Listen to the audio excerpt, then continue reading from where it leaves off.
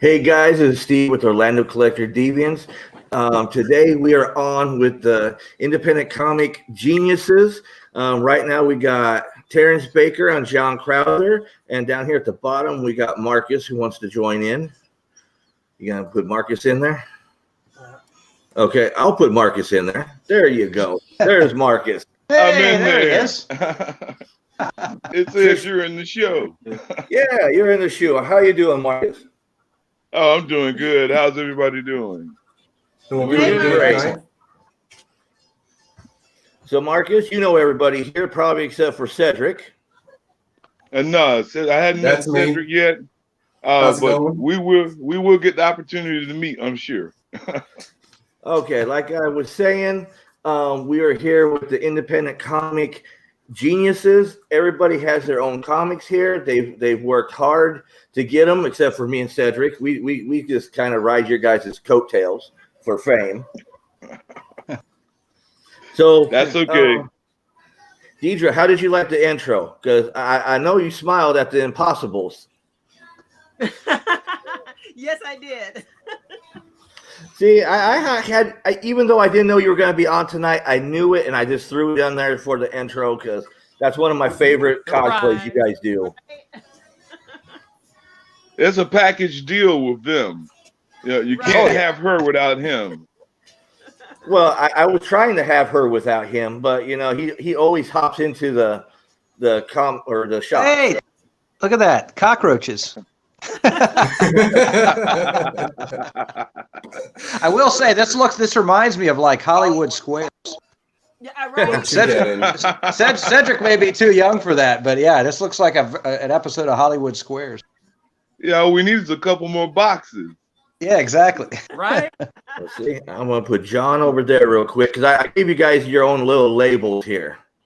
Oh, we got John, lawyer by day, comic creator by night. Yeah. There you go. And then we'll throw Marcus over here. We got Marcus, the Hustler Roberts.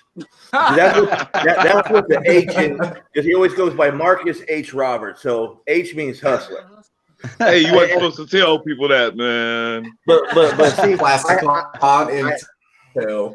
I have to explain why. Because this man right here, the first time I met him, he is giving me his comic. He came out from behind the table. He's showing me the comic. He's telling me about the comic. He was hustling to sell this comic.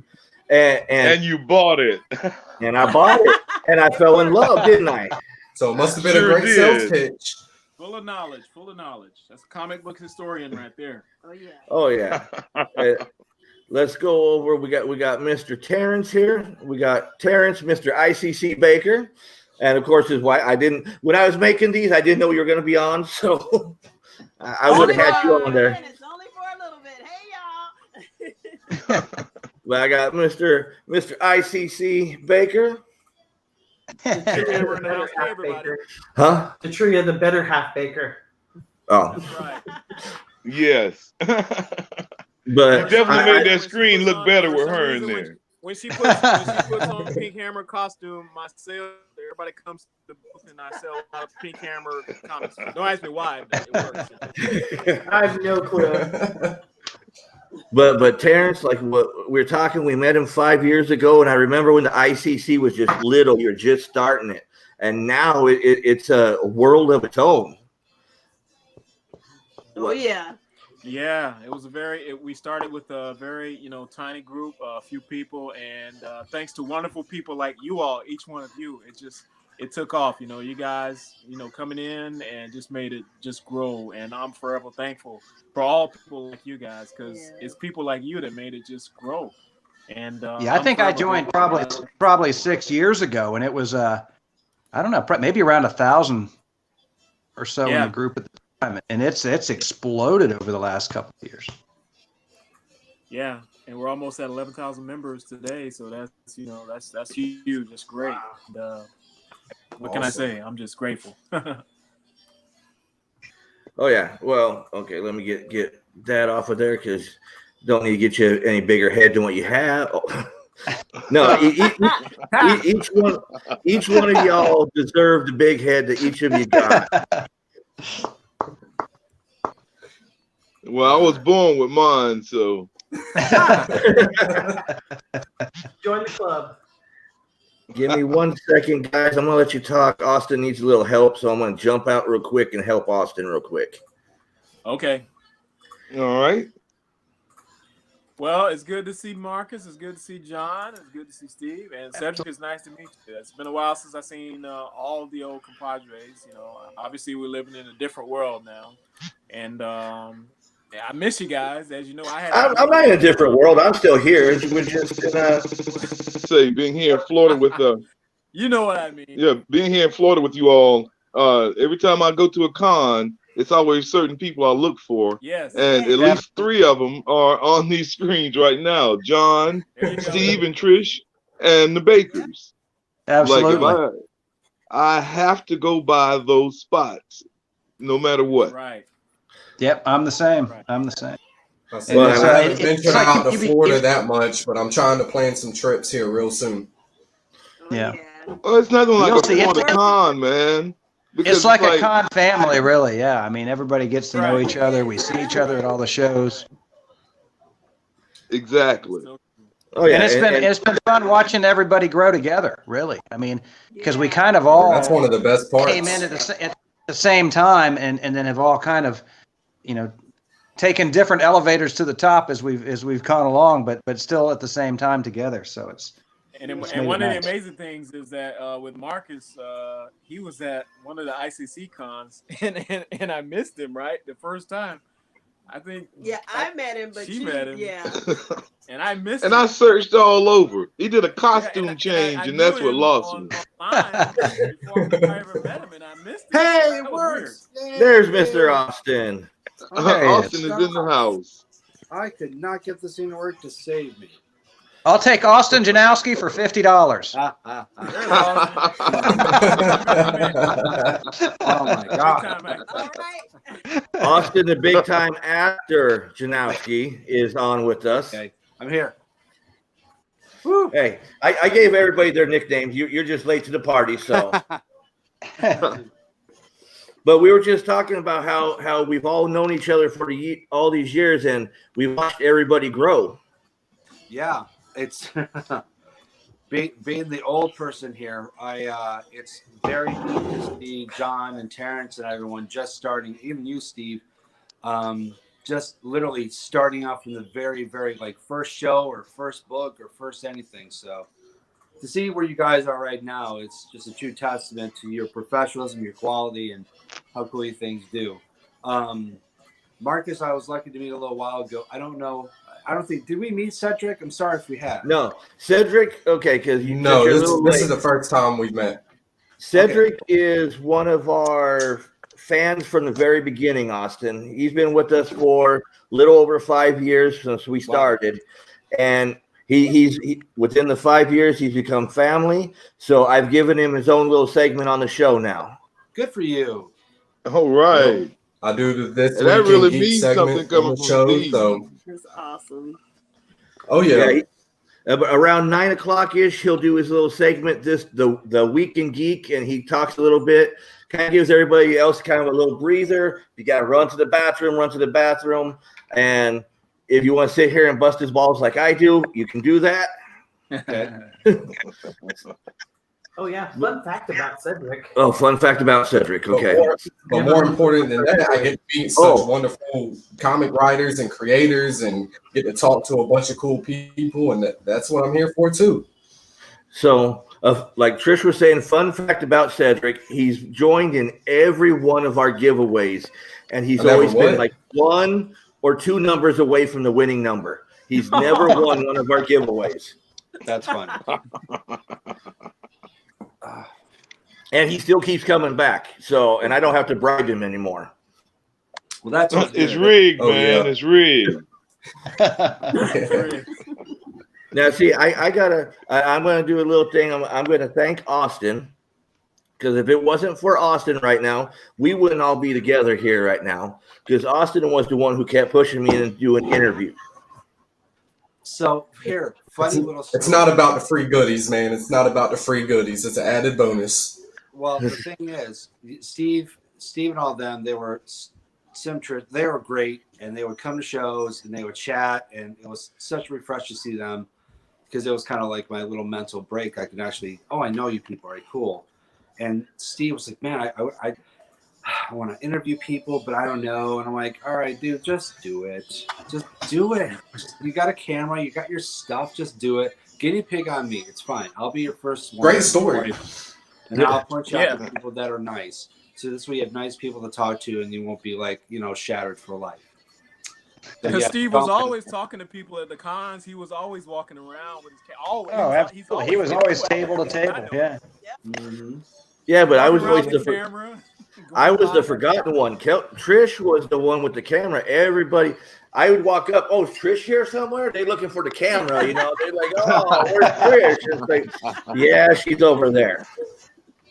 That's how I met him. The first thing I saw was the camera when they came up to the table. Hello, how are you? Hello. Yeah, Trish had the camera and I had the speech. Yeah. Yes, you did.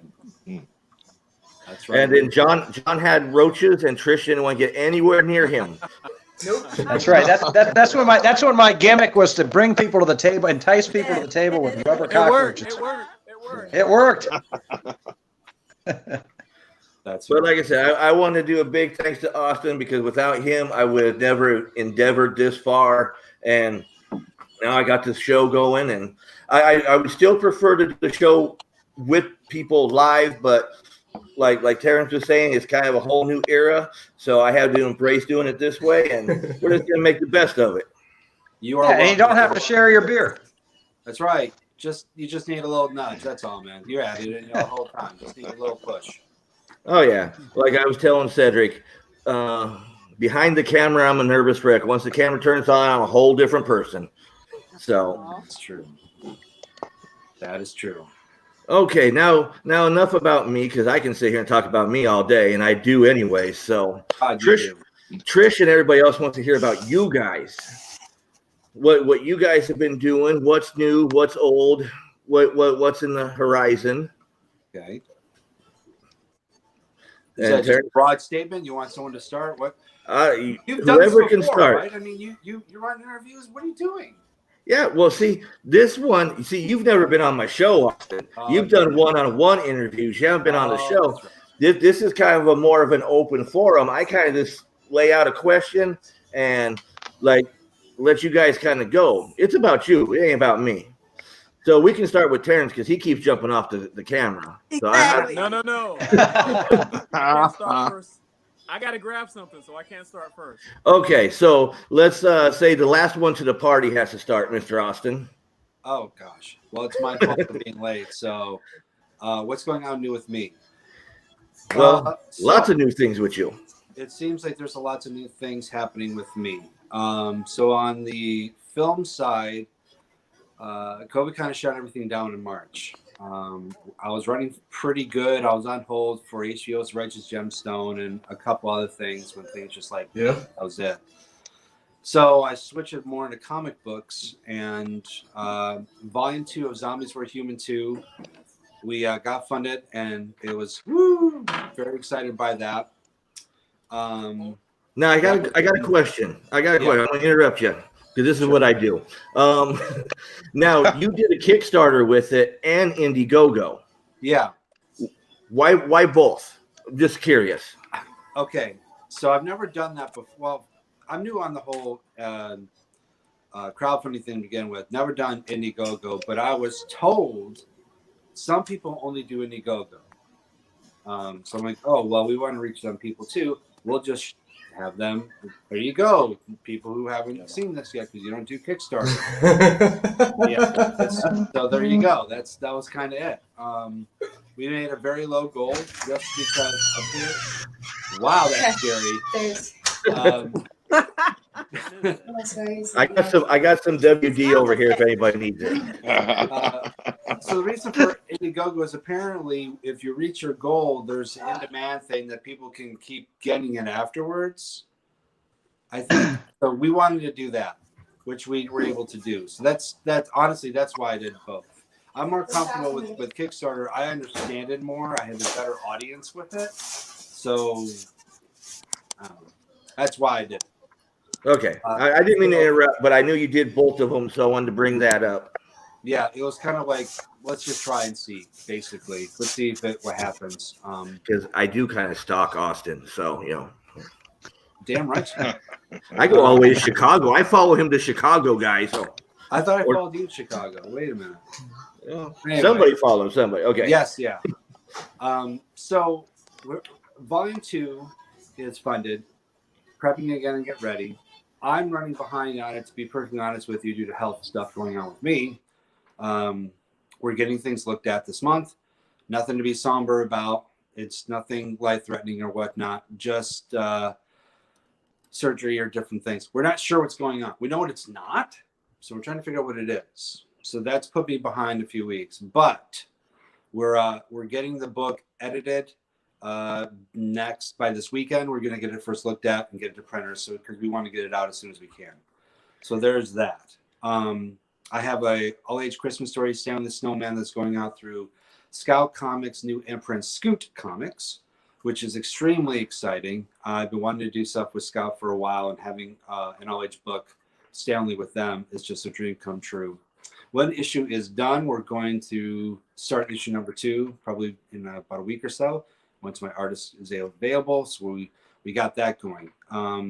Terraform Comics has a book called Dawn of the Dead that I helped write and produce. It's for a web series that I acted in. I played Dr. Gerald Scott that Rick Danford created, and they're going to be putting out in February. So Mr. Marcus and myself are having conversations about my Angel series, Divine Retribution, and hopefully we can go through Second Sight Studios.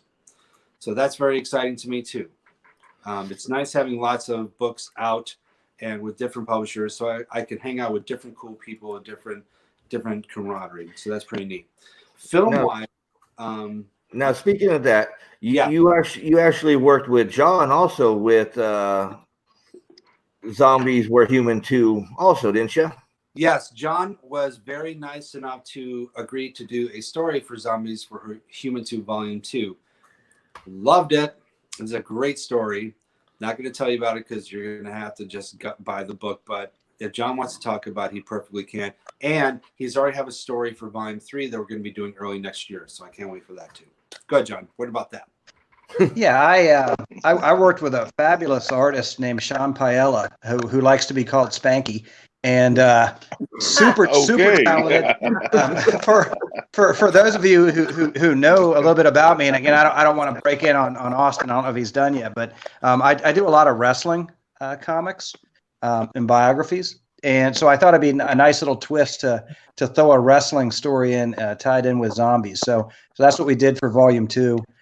Volume 3, I won't really get into too much, but it's not a wrestling story, but it ties into it ties into a dentist, and we've got a lot of dentists in our family, so I thought it'd be a fun little twist to throw in there, considering we're a family with a lot of dentists in them. So why not have a dentist zombie when you got a dentist family? So back to Austin. The story has a lot of teeth, let me tell you, man. Dad jokes galore tonight. I can do that because I turned 50 and I'm allowed now. See, I got my piece of paper that said you're 50. You're allowed dad jokes anytime, anywhere, any place. So fantastic. Except ARP, you get that card. So that's really what's happening comic book wise with me. It's like I said, it's great. Not only putting on my own stuff, but working with different publishers and whatnot, because I like collaborating. That's why I love my zombie series. It's bringing a lot of different writers and artists together that have different levels of experience, different, like you've got screenwriters, you've got directors, you have novelists, you have people who have never been published, actors, people that want to be published in there. So that's why I like doing it. And then working with different publishers that are really have a drive and they want to put out something good and they're tired of the established too and everything, and they have driven professional goals. So that's I love just being in different ponds and hanging out. So for comics, that's great. Film, I actually have a film called Coffee and Dessert that we are shooting October 3rd. Now this film I wrote for just to get my screenwriting juices going again for a challenge for OIF. They're based out of Orlando, and it got accepted. We have 2 months to make a film. So I said, fantastic. This one, it is COVID-19 based storyline. So everyone's going to be wearing a mask, characters and all through the entire film. We're going to make sure that we're nice and safe. One location, a coffee house. It is an action horror. There's going to be blood and all sorts of really funness with guns. And it's going to be awesome to get back. I'm not in it. I'm just directing it.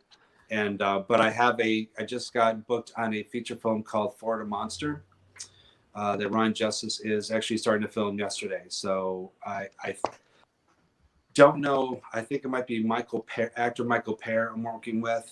I haven't heard him in a while. Yeah, he's starting to come back and do films again. So I'll be opposite him, I think.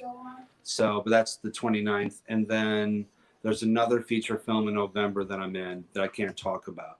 So it's nice that things are starting to pick up again. And I'm going to find out about the HBO show in about 2 weeks. So we'll find out when exactly they're going to start up and if they want me back in it. That's cool. Now, I saw you were in Orlando a couple of days ago. You didn't even stop by and say, hey, drop a line. Hey, I'm going to be in Orlando, I try not to stay in Orlando as long as humanly possible. And kind of like me in Tampa. Oh. If I can plan accordingly, I will. The past 2 times were for auditions and whatnot, and they lasted one was for that TV interview with Orange TV, which, by the way, if you guys have not been on Orange TV and everything, they're great. They have a great setup, great sets and everything. They're right behind Convention B, Orange County Convention Center B, the smaller one. You got the older, bigger one and the newer one. They're right behind there. So I was there for about 4 or so hours. But I'm sorry, Steve, I should have touched base. And next time I will message you. We'll make sure that we meet for food or something while I'm there. Yeah, sure. No, that's okay. I just like busting you with it. You know that. Okay, so next person. Yeah, enough of Mr. Actor, and So, but I was going to ask, which one is the pilot that you got on? Something about Teacher Lounge. Oh yes. So Teacher's Lounge is a sitcom stunt that we did the pilot episode a few weeks ago. I played Nelson Wells. I play a chemistry teacher, Mr. Straight-Laced, and it's raunchy humor. There's some pseudo sex. It's like Brooklyn Nine-Nine, but add like more of a sexual component to it. There's a lot of drinking and pot smoking and stuff in it. So it's very funny. I have to tell you. We get to see Austin's wild side. So the pilot is going to be pitched to, I guess, Viacom in about 2 months. So, okay. Now, Mr. Marcus, we're going to come over to you since you're right next to Mr. Austin. Okay. So tell us a little about you. What? Yeah, see, right there. No, he's actually there. There we go. I don't even know how to do the camera. Okay, Mr. Marcus. Now, I've known you because The Protector, that was the one you put. Yeah, see, there you go, Terance. You have the easy way. You just got to go up. Like the Brady Bunch. Okay. So I know you because of The Protector, but you got many other books out there and stuff that you've got your hands in. So tell us a little bit about yourself. Well, one of the I guess funny things is, with the exception of you and Cedric, I am involved in projects with everyone else, or have been involved in projects with everyone else. John, the Mississippi Zombie. I think he and Peter Brewer have a story appearing in Mississippi Zombie 3. Mississippi Zombie. It's actually Spike Jarrett. Yeah. You and Spike. And then with Terance, I have done at least 3 column books with Terance. Yeah, Mississippi Zombie. And that first issue should be hitting the Diamond previews like next month. As Austin mentioned, we're in talks now for his book, Divine Retribution. The book is a beautiful book, and we really want to be the ones to publish it. And hopefully, he and I can come to some kind of agreement, and that book will be hitting stores and shelves soon. As you mentioned, The Protector. Last year, The Protector was nominated for a Glyph Award for Rising Star. And this year, this pinup picture you see, actually, I have changed creative teams. I have a new artist, Christian Surratt, and this book is in production right now. So look for volume 2 coming out end of this year. Yeah, I love that cover. When you sent me this over, man, it's like, oh man, I love that cover. Yeah, we're going to be moving over from where we're at now over to Second Sight Publishing, and I'm going to publish it through there, volume 2, and then, like I said, it should be out toward the end of this year. And then this year, actually, I was nominated again for a Glyph Award, a Glyph Comic Award for Hedge Hollow. Last year, The Protector was in the one category, Rising Star, but this year, Hedge Hollow was nominated in the Best Writer and Story of the Year and the Rising Star Award. Nice. Now, what's that one about? Because that one looks cute enough that it might get Trish's interest. Well, Hedge Hollow is the story. It's probably about some horror thing, and that wolf there is going to rip up all these elves. But well, it's actually it's like Alice in Wonderland type. So it's a fantasy story about this 12-year-old twin named Emily, whose family has been taken away to Hedge Hollow, and the other characters you see are actually citizens of Hedge Hollow who have come to get Emily so she can save Hedge Hollow and rescue her family. And it's actually it's targeted toward 12-year-old girls, because after all, girls read comics too, big time. So let's get some books out there for them to read. Mm-hmm. I said, and right around the middle school age. So yeah, we want to not only put the books into the youth's hands, but girls especially. Yes. That's nice. And that's the one thing about both of my Glyph Comic Award nominations. With The Protector, my artist actually was a young lady, Meku Tellis, and with Hedge Hollow, that story was actually written by another young lady named Sonica Ellis. So, yeah, like I said, girls read comics, so they're looking for an outlet. Girls read comics, girls make comics, girls write comics. Yeah. So they're everything. Girl power. I'm the type of person who I'm going to give them a shot. There you go. Now I got a question for you, because you haven't mentioned it. I'm probably jumping ahead. Now, this one looks cool. Now, this one, I am the publishing manager at Second Sight Publishing. And as the publishing manager, before I was that, I was a creator. So we, as a matter of fact, everybody in the company are creators. We're not business people, and we aren't like Marvel or DC pros that wanted to start our own company. We're all creators that banded together and said, look, who knows creators better than other creators? So let's well, no, we aren't Image. We won't go into that, but we aren't Image. We are Second Sight. But as Second Sight and as a bunch of creators, we said, hey, let's get together and let's make a comic book. So that Second Sight Publishing presents The Harvest of Horrors is a horror anthology. It has, let's see, 4, 5, 6, 7 short stories, 7 short horror stories. That cover actually was done by Alan Qua, as well as the other one, which is a Monster Squad homage. And with the Monster Squad homage, you have Bradley Golden driving, and then you have Richard Davis, who is the creator of The Cult of Dracula, which was just released today. A #1 best-selling book at that. Nice. You have Spike Gerald, and you have Peter Brewer, and then you got me sitting on top. That's cool. I'm sitting there. You talked about Monster Squad, and the first thing that comes to my head, the Wolfman has nards. That's one of my favorite lines from that movie. I grew up with that movie. It was one of my favorites.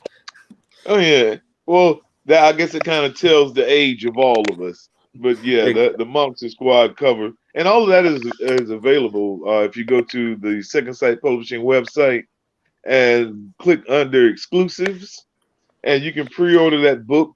We're looking at a Halloween release, maybe first week in November. Cool. Very cool. You might have to check that out. Definitely have to check that out. We got a comment from the Peanut Gallery. What's a virgin? From Mr. John Neville. Oh, it's a kind of olive oil that you can buy at the grocery store. There's extra and he's giving a Monster Squad quote. Oh, all right. But John is not wrong. No, but John is not wrong. There is virgin covers. Austin, sorry. Or Austin, sorry. I was over here looking at John. John, everybody knows John. He's at every convention. He's comic book collector guru. Always hanging out with Tom and Dave and Michelle and all of them. Okay, so now we're on to Mr. Terance. You ready this time, Mr. Terance? Yes, I am. My wife had to step out for 1 second. What timing? Because I needed her at this moment. And I got to tell you, I'm really, I'm amazed because wow, this is some great stuff we got here. And I want to say kudos to everybody for doing such wonderful things. I mean, Austin, Marcus, John, you guys are doing great things. So I'm really impressed with everything. And I want to start by saying you guys are doing amazing work. Let me start by saying, because my wife is with us for a few more minutes, so I want to start with everything that she's doing first, and then I'll get into my stuff. Okay? So, no problem. For those of you who don't know, my wife is she's kind of like a part-time actress as well. I didn't send anything into the show because I wanted to show you first offhand. We're gonna start with what she does. She is kind of like an actress in a series called Body Jumpers, which is from Mr. Alex Fernandez in New York, and the show is called Fernandez. And hopefully you guys can see some of the stuff here. It's on YouTube. And this, can you see this? Let me see. Yeah. She has a show. Yeah. It's in New York from Alex Fernandez called Body Jumpers. And she was in a series called Agent Dar. And she flew to New York this past March. And she filmed some scenes for that. I got the volume down now, but this is her and Faith Fernandez in the last episode, which was shot in March. And it's called Agent Dar. And that's her right there. So I'm gonna let her tell you guys about that and what she did. So yeah, we met Alex through ICC, as a matter of fact. He's a filmmaker, and he's actually been to ICC Con. Great friends, yeah. So I was able to actually go up to New York right as the pandemic was kind of getting started there. So I was able to get in, film, and just barely get out before everything shut down. So it was a lot of fun. You know, that was actually my first time in New York. I really had a great time shooting it. It was freezing cold the day that we shot, but it was a lot of fun, and I'm looking forward to going back. You know, and ICC has definitely forged some great friendship and business partnerships. And I'm just happy to be a part of it. So yeah. All right. So that's what she does on the YouTube series Body Jumpers. Now, and just to interrupt you, Body Jumpers is actually a comic too, which I guess you're going to show. Right. So Alex Fernandez also has several comics, and this is one of them. And you call me the hustler. Sorry, Yes, Terrence. another They're hustler. messing you Alex up. You go on ahead and talk. So this is another one called Body. This is the latest book from Body Jumpers, Bolt Action, which I was the artist on. Alex Fernandez wrote the story. I drew it, and Michael Armstrong did the coloring in it. Now, in this book, he's got a lot of characters, okay, and her character Agent Dar actually is in this book as well. So I'm going to show you a couple of pictures in here if I can find it. And I didn't send this in to the show because I've been super busy this week with work and everything. But this is also available on Indie Planet and all the links and stuff. You know, I can submit that to you guys later. So that's some of the collaborations that we do.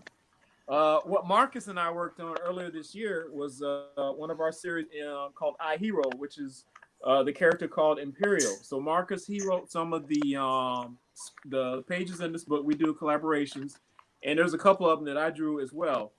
This particular book was done by Tim Harris, Rodney, and Marcus, and Phil R. Williams. So this is some of the stuff that we do as well.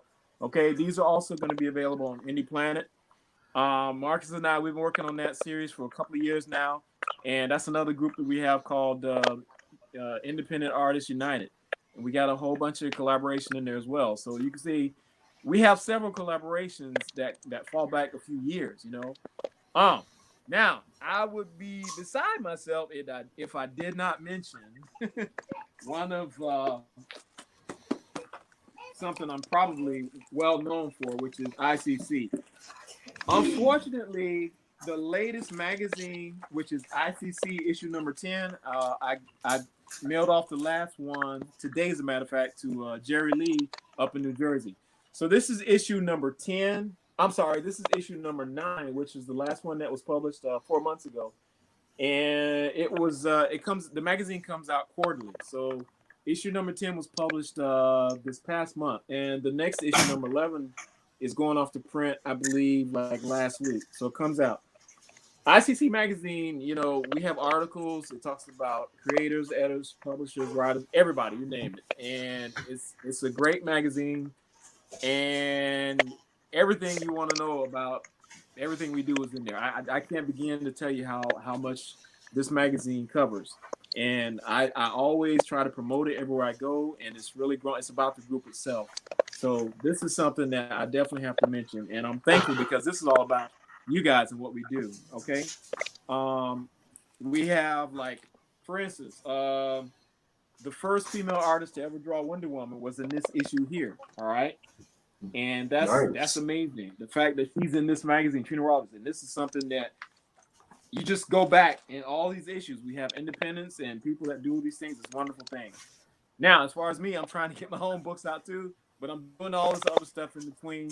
And you know the story. I'm going to get it done when I get it done. But I'm just grateful and thankful to be a part of this amazing industry. And to know you guys and work with you guys gives me great pleasure. So we're going to talk about Pam too. What else can I say? My chief editor, Pam Harrison, she's the one that helps me with the website, the magazine. I'd be lost without her because Pam is a wonderful person, and I got to give her kudos because without her, I couldn't have done half the stuff that I do. So I'm grateful, guys. That's all I can say. I'm just blessed to know all of you.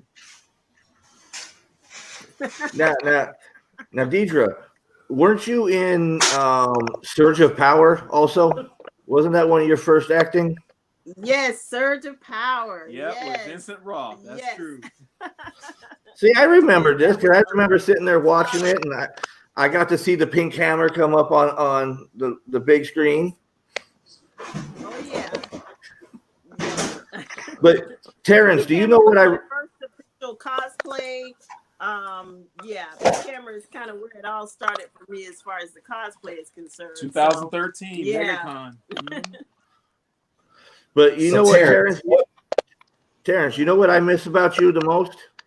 I miss the lunchtime in the truck drawing. I miss that. Every day you used to do the lunchtime drawings in the truck. Yeah, I did. When I was in Orlando, I'd go out on my break and just, I had my little clipboard and I would just draw. That's what I did. With different jobs and moving, you have to change your perspective and stuff. But hopefully one day I can get back into it, But every day on break, I was just doing it. I know. I'm just saying, like we keep saying, it's just something I love to do. Yeah, and I used to look forward to every day. Okay, what's Terance drawing, and how can he draw it that quick in that short amount of time? That awesome. And I like always awestruck about what you could do in that short amount of time. Yeah, because I've been doing it since I was 7. It's amazing. Yeah. Repetition. When we go out to eat, he'll get a napkin and just create this whole scene in the time it takes for the waitress to take our order and bring it back. He's already drawn something, and I'm just like, I don't even know how he does it either. So what made you want to be a part of the comic industry and create your own characters and your own work and stuff? Well, it's the same old typical story. When I was 19, 20, I also submitted stuff to DC and Marvel. You try to get send your paperwork off and your commissions, and like a lot of people, you never hear back from them. So at some point, you say, you know what? I tried to be one of a million artists that submit stuff, but you never hear back from them. Your stuff probably gets thrown in the trash or just sit there on the desk. And at some point, you say, I got to do it myself, and that's what I did. I said, I'm just, I created my own. Actually, in the 7th grade, I started creating my own characters, my own universe, Captain Defender and all those guys. And I just did it on little pads and stuff and threw them in the closet. And as I got older, and I said, nobody will ever want it, and see it and whatnot. And then some friends said, hey, you should try to get it published. So eventually one day I did, and it just kept growing and growing. And I said, you know what? There is a need. There is a want, a desire. There's other people like me. And that's all it takes is just one person to say, do it. And somebody say, hey, I want to buy it. And it just grows and it gets fueled from there. And you never give up on your passion. You always stay strong and you stay true to yourself. And before you know it, who knows what you can accomplish? And that's exactly what. Yeah. And then we start meeting people like you guys, and look where we're at today, because we never stop, right? You're up in Gainesville by yourself. That's where you're at. You're in Gainesville by yourself. That's right. No, but what a lot of people don't realize about Terance, he doesn't just try something. He goes full bore. If he's going to do something, he does it 100%. He does it with his drawing, with his comic books, and even with the cosplay. I remember it was he dressed up one time, and then the next time he was full bore. He was the Black Panther. He gets into every one of his cosplays 100%.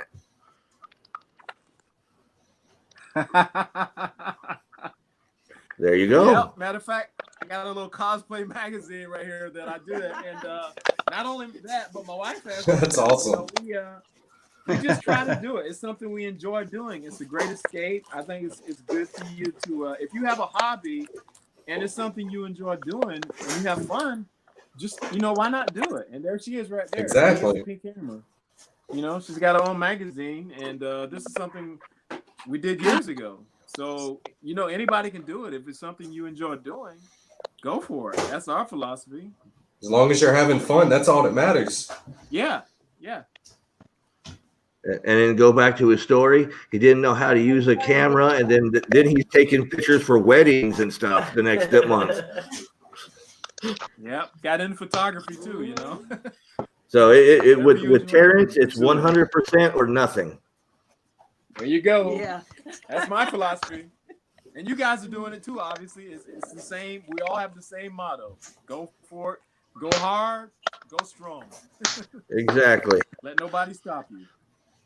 Okay, so I'm going to introduce John real quick, let him do his thing, and then we'll get to some general questions for everybody.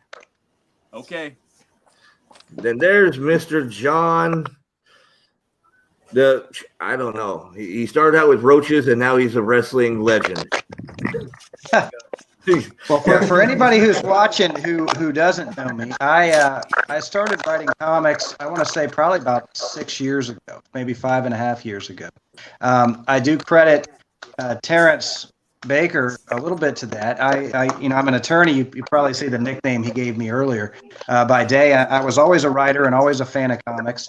And one day on Facebook, I stumbled across Mr. Baker's ICC and went ahead and joined the group and just kind of started participating and chatting with people and built up the courage to start writing comics. And the first comic I ever wrote, as you mentioned, I Like Roaches, was about a mutant girl who was part cockroach, and the name of the title of that was Rochelle. And luckily enough for me, Rochelle did pretty well. It got picked up by Anarctic Press, which is a mid-level publisher.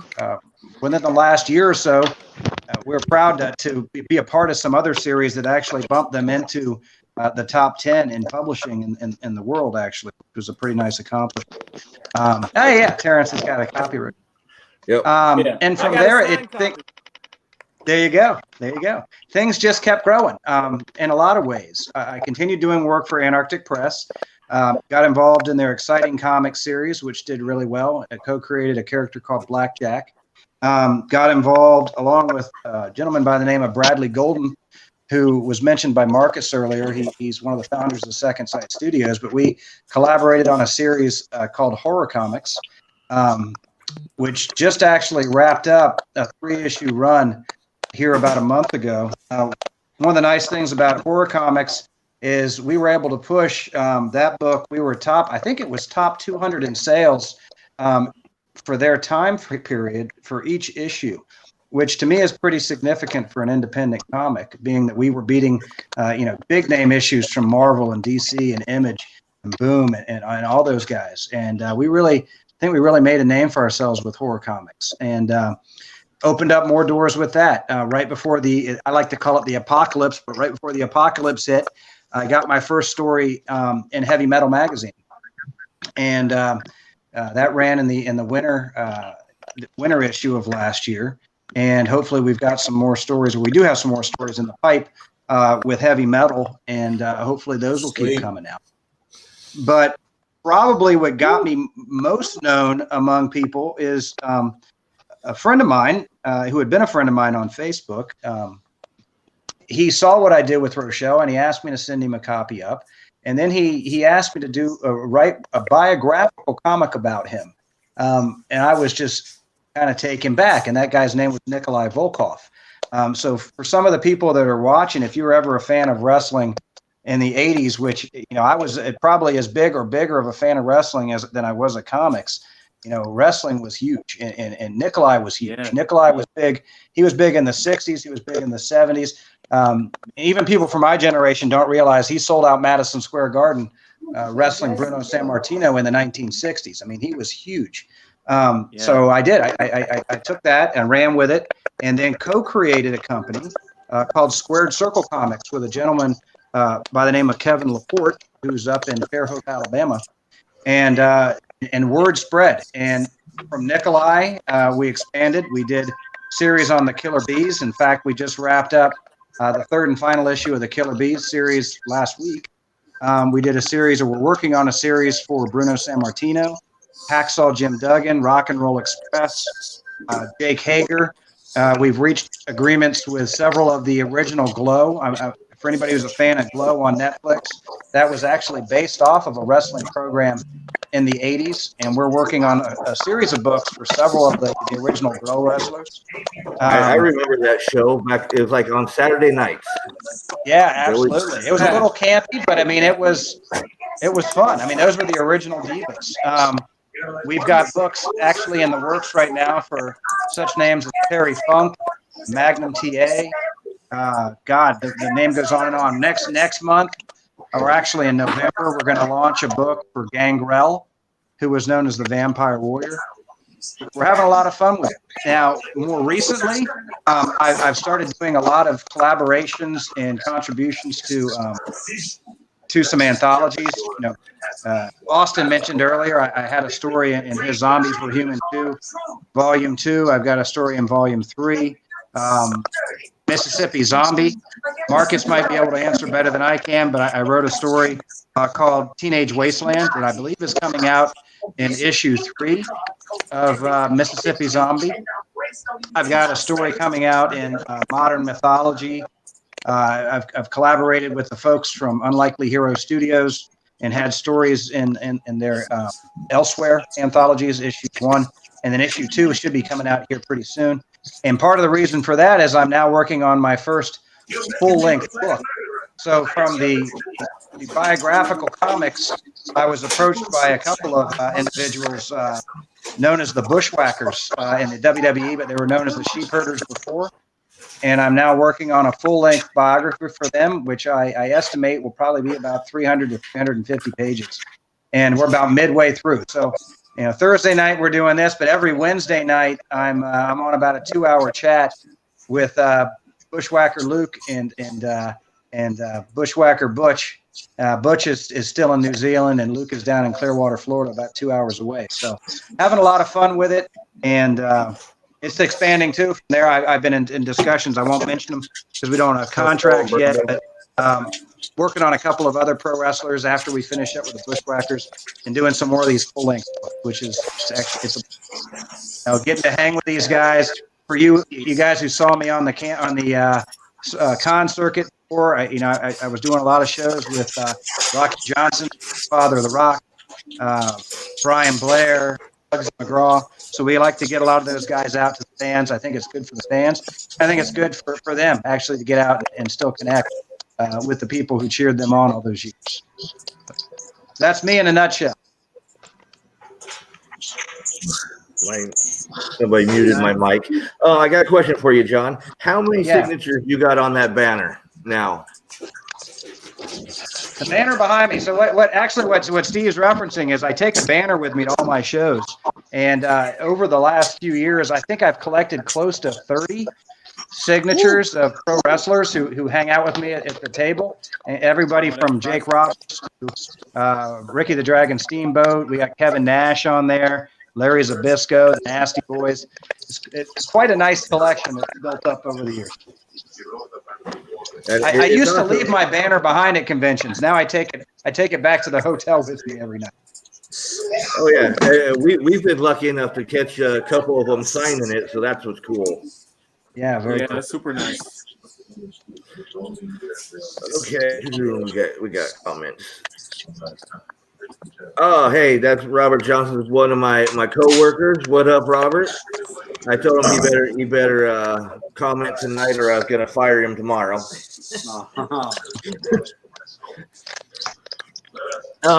So real quick, we're gonna jump over to the Cedric section, and then we'll come back to you guys because I do got some more questions for y'all. But around 9 o'clock, I gotta give Cedric his time, or he's gonna quit being a fan, and what would I do without my top fan? Yeah, true. That'll never happen. Okay, so I'm gonna throw here. Cedric has his own little opening for his guys, so give me a minute, and we're gonna get that set up. Okay.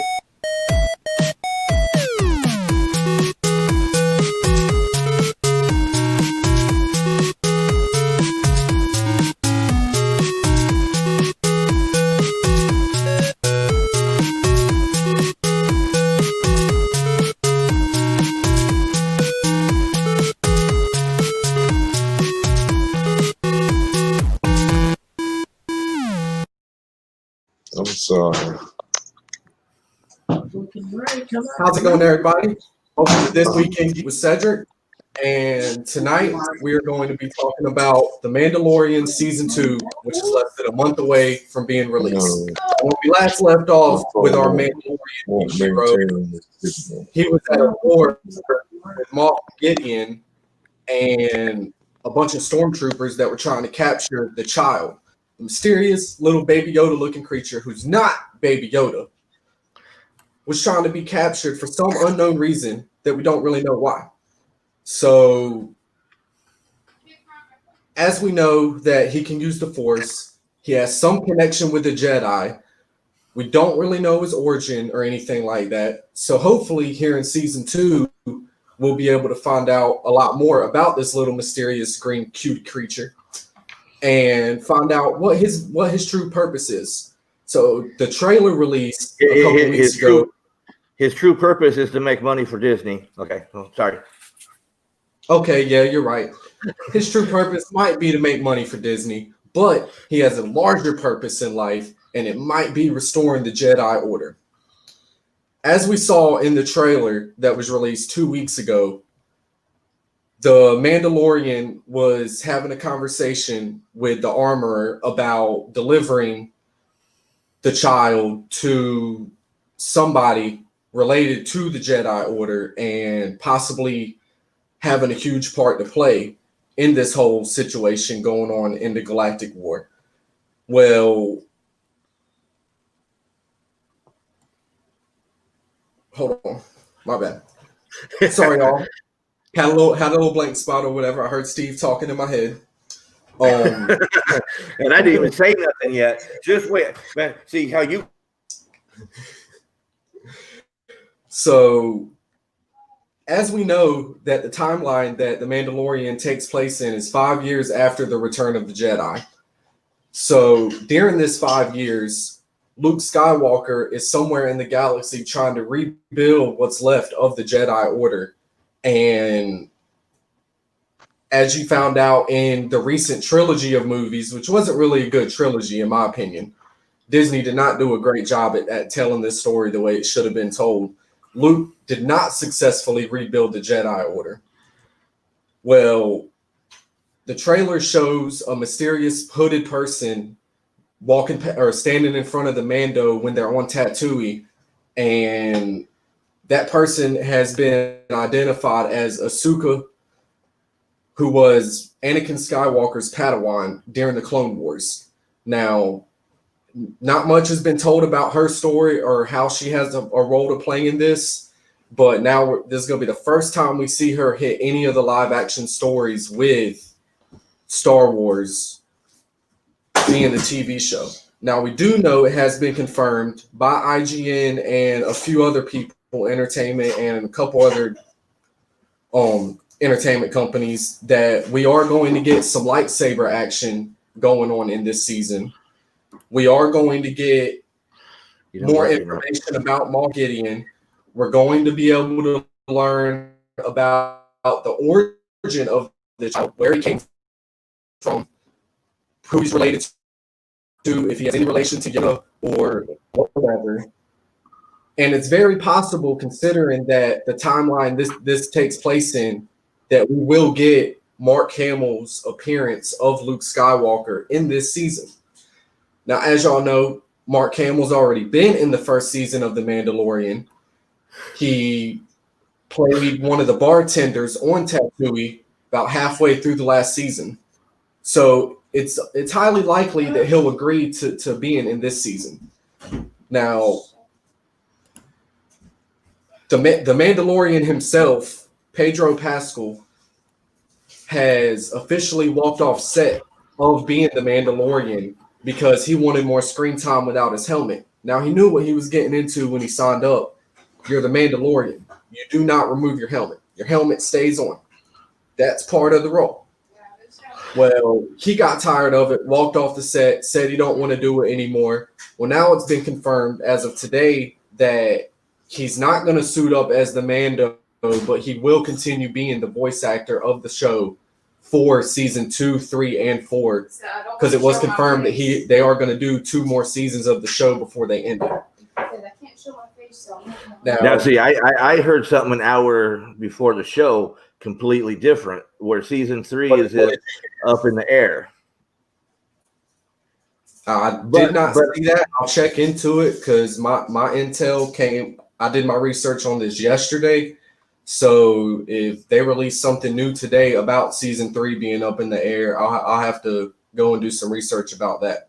Yeah, my phone blew up. My phone blew up all day today about it, and I've been hearing this rumor all week about how he had walked off of halfway through season 2.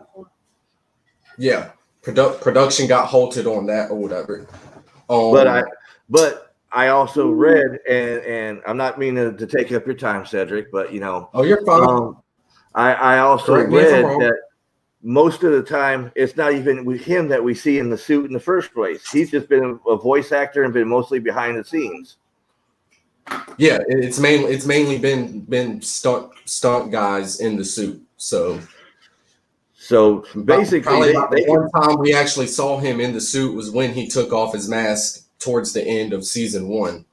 And yeah, when he got all messed up and yeah. But it's one of those that anybody can be behind there. They can just keep copying. This is the way, and they'd be good for another 5 seasons. Yeah, you're right about that. I'm gonna make him smile. You know that, right? I am curious to learn more about the Mando's backstory, so I do hope that they do explore more of his backstory, and we do get to actually find out the origin of where the child came from. See, he's happy too about it. He wants to know more about the person that's protected him through the galaxy as well. So you want to know more about it, Cedric? I'll tell you about it. Watch the series Firefly. If you watch the series Firefly, you've already watched The Mandalorian. What's Firefly? Oh my God! You don't know Firefly. Oh, now you got homework before the show next week. Okay. They even made the movie Serenity off of the TV show. Firefly was a sci-fi show that was way ahead of its time. Joss Whedon, his whole thing. Okay. But if you compare Firefly to the Mandalorian, you got Mando, the Mandalorian, who is like Captain Malcolm on Firefly. The child, which is just like River, who has special powers like the Force and everything. In Firefly, the Federation is after River, where here you got the Empire after the child. Yeah. You got what's his name? Grief, Carl Weathers, who's a badass in his own right, but he's all about the money. That's like Jane from Firefly. All right. You got the Armorer, who's like the shepherd, gives the sage advice and all that kind of stuff to him.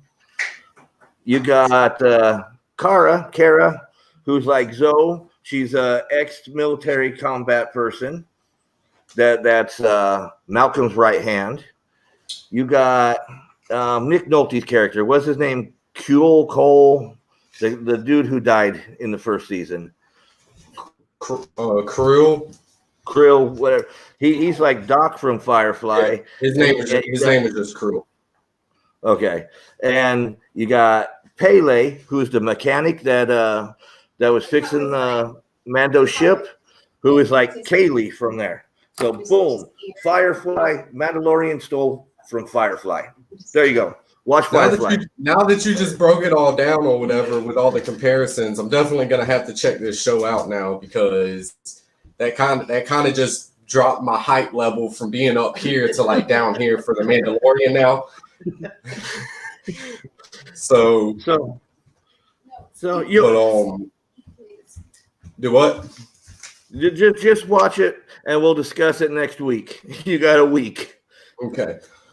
And my hype level might be dropped down, but I still like the show because I'm a huge Star Wars fanatic. So, and like I said, considering the timeline that this takes place in, it really opens up the possibility to a whole much more in between Return of the Jedi and The Force Awakens. So, this is the reaction to that reveal.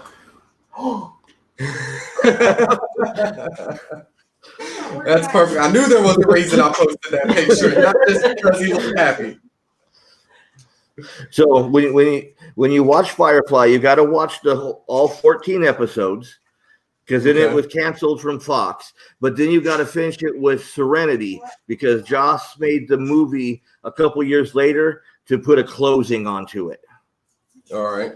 So you got to watch it and then end with Serenity.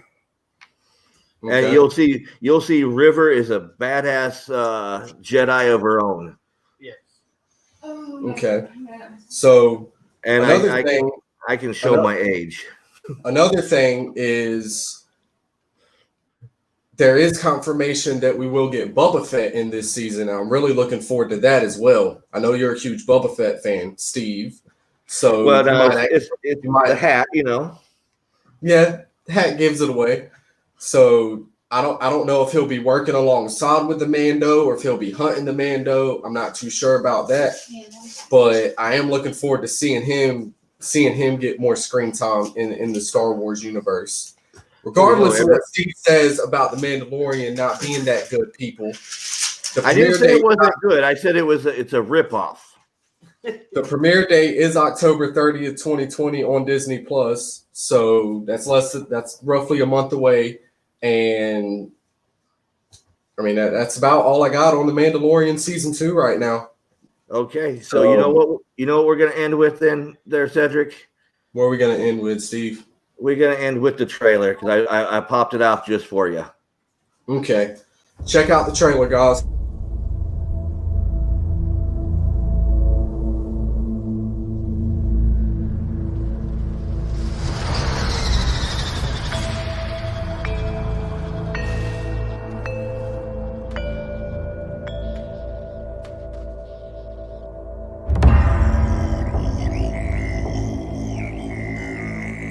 Show me the one whose safety deemed such destruction. You must reunite it with its own kind. Where? This you must determine. The songs of eons past tell of battles between Mandalore the Great and an order of sorcerers called Jedi. You expect me to search the galaxy and deliver this creature to a race of enemy sorcerers? This is the way.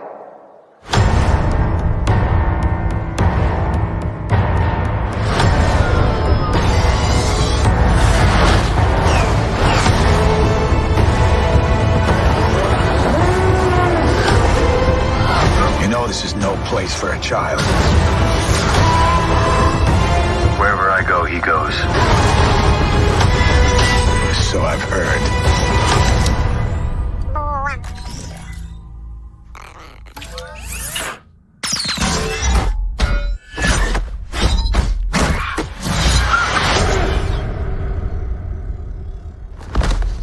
This is the way.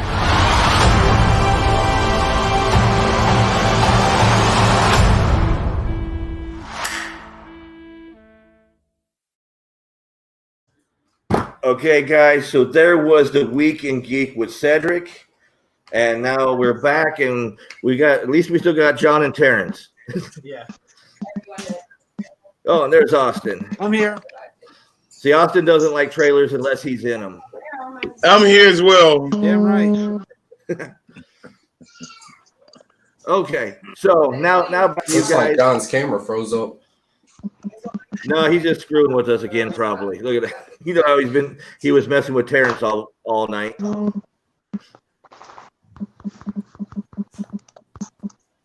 Okay, so guys, Cedric kind of hit on one of the questions I was gonna. Oh, we'll put this up here for Cedric. Another great job from Cedric. Yep. From Tom. Hey, Well, Tom. thank you, Hope Tom. you're I enjoying really the show. appreciate it. Hey, what's going on, Tom? And Tom is a lot of you guys know he does a lot of the conventions around here. He's also one of our sponsors with the Daytona Beach Comic Convention over here. Woohoo, sponsors! So I forgot to do that at the beginning. Usually I throw the sponsors up at the beginning, give a shout out to everybody, because without them, there's none of this, but there really is. But I still give them credit. The slack and Steve, the slack. Well, because it's because of these guys that's on the screen right here is because why I'm here. If it wasn't for these guys, I wouldn't be here. Are we back? Oh yeah, we're back. So what made you guys Terance kind of already covered on him. So starting around the room here, you can start with John or whatnot. What made you know you wanted to go into comics? Initiate origin stories. Yeah, I mean, for me personally, I was doing the comic book convention thing with my daughter, who at the time was a teenager. She's now 21 and still loves comics. And like I said before, I had always enjoyed writing. I mean, I wrote a lot. I just never really had the courage to put anything out there. And one of the things that I was seeing was my daughter loved comics, but there weren't a lot of, in my opinion, lead female characters that weren't over-sexualized in comics. And as a father of a young girl, I kind of had a problem with it. So I've always been a believer that if you don't like how something is, then you always have the ability to step up and change it. So that's what I did. I mean, that's why I created Rochelle. Rochelle was more of a conservatively dressed character. It was a character that when I wrote the stories, was always inclusive. I mean, most of the, if anybody who's read it or if you haven't read it, a lot of the characters in there came from different backgrounds. There was a character in there, her name was Lopside, who was actually, kids would tease her because she would limp when she'd walk. But when we finally got to see what she was, she throws off the cloak and she's actually like an Incredible Hulk underneath the cloak on one side of her body. And there's a young boy who's teased for being a nerd in school because he's the smartest kid in campus. They're hitting him with spitballs and such in the class, and it turns out he's actually the smartest person on the planet. That was my character, Pure Genius. So that's kind of what I like to do with the story. It was not only to help her find a character that was a lead female, but also for other kids that just wanted to read stories about inclusivity, and that's what I did.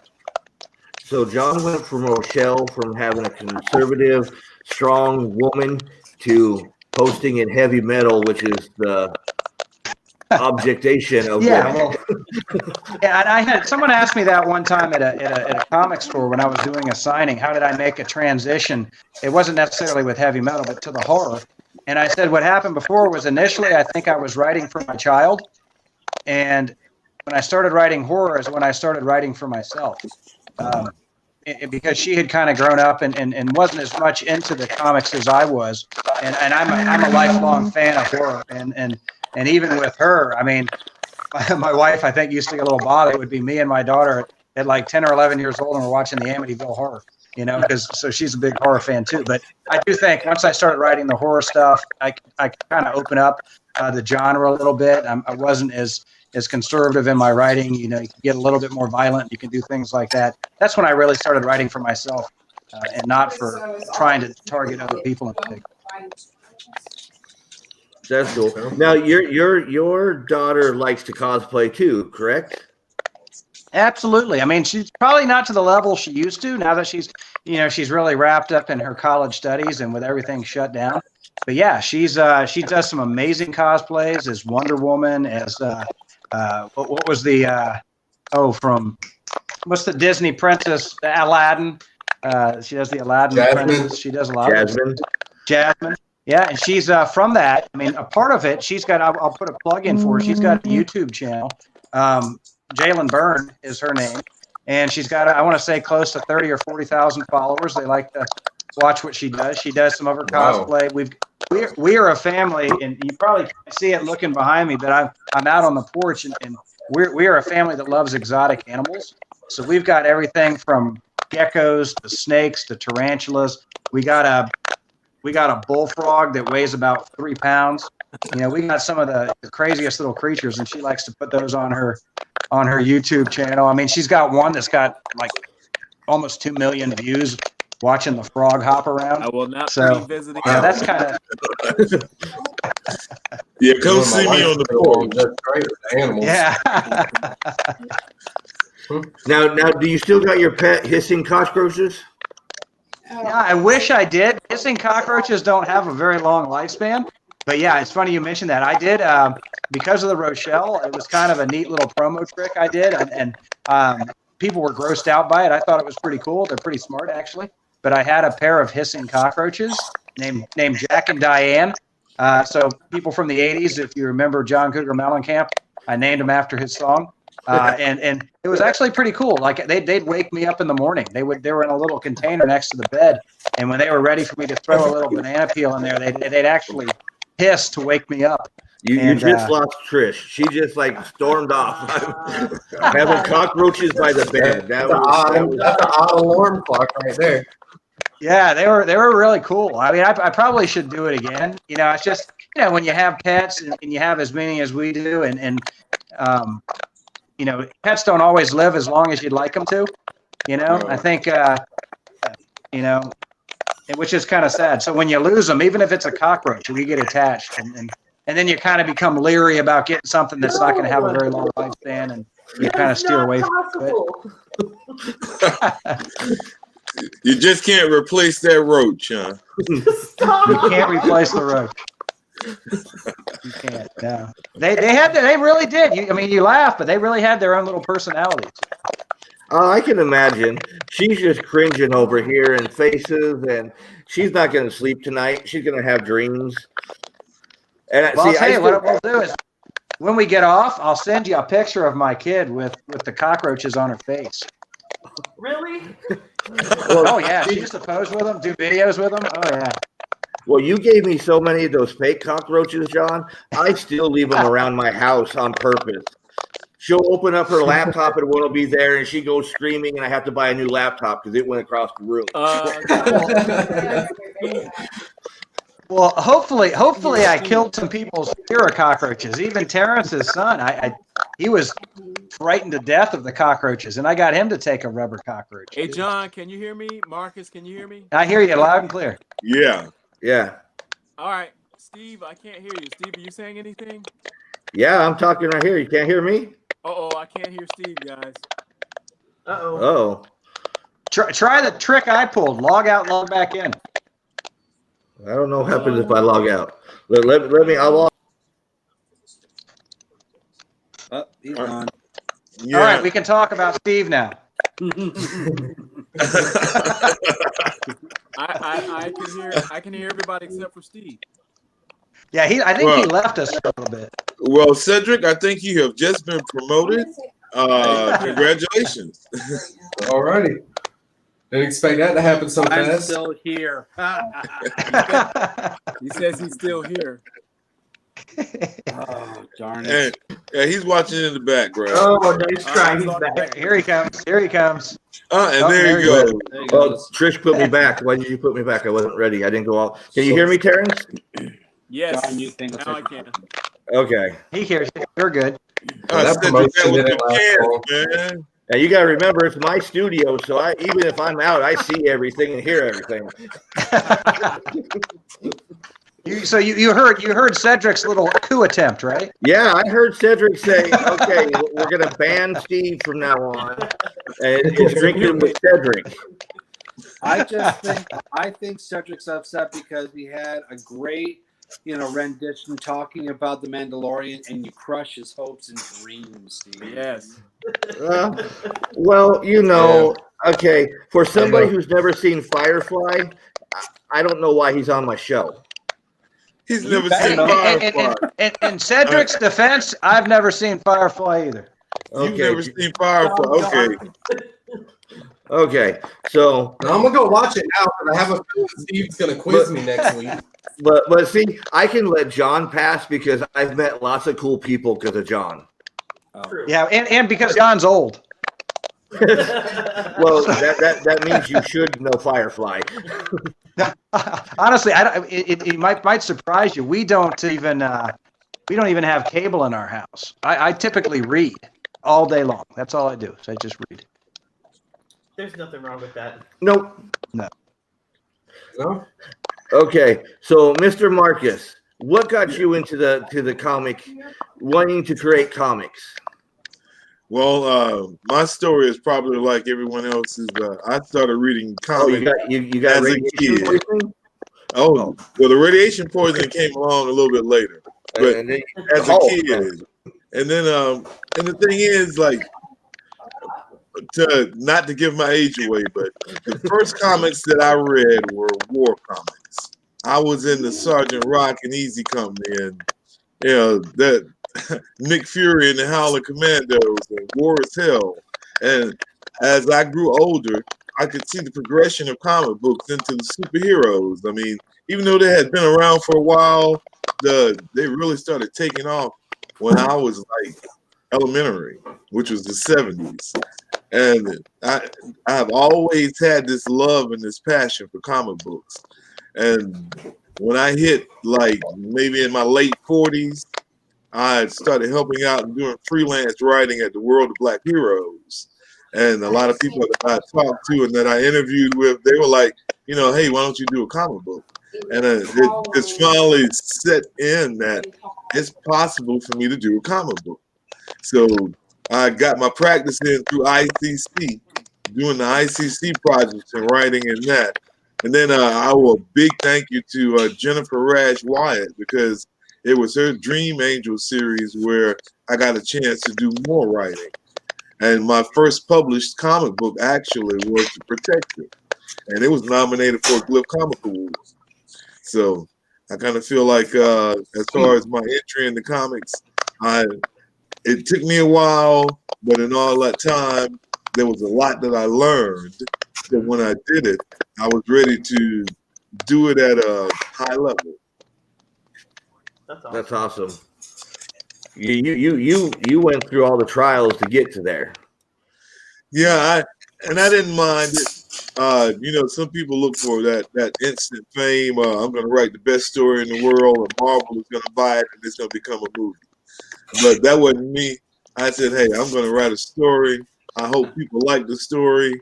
I'm not Marvel, I'm not DC, so that means I got to get out there and I got to hustle and sell my comic book. See? So I told you, that's what that H is for, man. It's for hustle, man. You've been hustling your whole career. I have, because listen, I gotta say this about Marcus. I mean, I know the guy. When I met him, he is a historian. Marcus knows a lot of history about comics. I mean, he's being modest. In his head, he knows a lot of history about comics. You'd be amazed at how much knowledge he has about comics. If you just sit down and talk to the guy one day over some coffee, tea, or beer, whatever it is you like, you would be surprised at his knowledge. He floors me every time just listening to him. Just sitting next to him at a con and the history, the lessons that he gives people that come up to his table, you would just listening to him talk. It's like, wow, I didn't know. Every time I'm next to him, I learn something new. I'm telling you, the guy knows a lot about history of comics. He does. I'm sorry, I didn't mean to steal your thunder. But see, if you listen to Marcus, that's because he was there when they began. Hey, look, I paid 10 cents for a comic book and got mad when it went to 15, okay? I still remember still only 25 cents. And there's probably only like 3 or 4 of you up here that know that can remember that still only, then it went like still only 35 cents. And I was still complaining. I remember the 25 cent. Well, I have paid, I've watched that just grow astronomical. And see, Tom is like, right. That's right. Very right. Right. Tom, look, okay, I'm going to shoot Tom a plug. Like, there are a lot of conventions, a lot of guys that run conventions that I know that I will gladly do their cons. And Tom is one of them. All Tom has to do is say, I got a show going here, and I'm going to see if I can be there, because he takes care of his vendors. I mean, he really does. And Tom is like one of those people. If you know Tom is running the show, you know it's going to be a good show, and he's going to make sure you're taken care of. So I want to throw Tom that plug. That's why Tom is known as the con father. The con father. I third that notion. But yeah, the comic book, I think for a 20-page or 24-page book, I paid as much as $10 now that I used to be paying 25 and 35 cents for. So I've come a long way in comics. Seen a lot of characters. I read about a lot of comic book companies and seen some great starts and finishes. So yeah, kind of been around.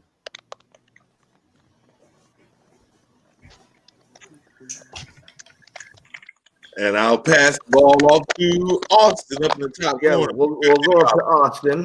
What? Oh yeah, we're here. Because Austin, I know everybody here. I know you a little bit better, so I know you've been in the industry for a long, long time. Yes, sir. Yeah. So what made you decide to go into the industry? Because I know you even had a couple comments where you've thought about getting out of the industry too. But why did you go into the industry to begin with? Well, I started collecting when I was 14, and X-Men 205. I loved the storylines. Back early 80s and early 90s, again, 20-cent, 25-cent comics, D&D, all that. Was that the first comic you ever owned? It was the first book I ever owned. Yep. But I love to draw. My thing was I love to draw. All through school, I was in the theater. I was in musicals and everything. I was voted the most theatrical, but I loved drawing. It was my thing. And drawing comic book characters and making up characters, I thought that was really, really cool. I lived in upstate New York. I had no illusions to ever get into film or acting or anything, but there was a big comic book hub in Syracuse, New York. Bart Sears and Roger Stern and, lots and lots. And they had a show called Make-A-Wish Show. And I would go, and I met Wendy Richard-Petey there. I was a huge ElfQuest fan. And that's kind of how I got into the convention thing, was because I was a fan. I got my book signed. So when I went to college, I met a really good artist called Tom Chapman. He was one of those disgustingly talented people that did not have to practice and could just do it. I had to work at drawing like really hard. But then when I found out in comic books, you had the penciler and you had the inker. And finding out what the two were, the penciler takes the story and draws it out, but the inker takes the story and the drawing and finishes it. And I go, oh, that's cool. I want to do that. So I went to a show. Bart Sears was there. He was working on Justice League Europe. I wanted a Power Girl sketch because I'm 20-something years old and I wanted boobs. And he's a very good artist. So I'm waiting in line at the art samples and I'm talking to people, and I get to my part. He does a head sketch of me, and it's literally right to here. And true story, I'm looking at him like this. And he looks up, he's like, what? I'm like, really? This is Power Girl, really? And he was like, oh, how many of these I've done? And I jokingly said, well, that's your job or something. And he notices my samples, and he basically says, let me see. And I'm slack dog because, but I got positive affirmations and comments about things to work on. If you work on this, you could be a comic book artist. So I was like, woo, I'm going to be a comic book artist. That's what I'm going to do.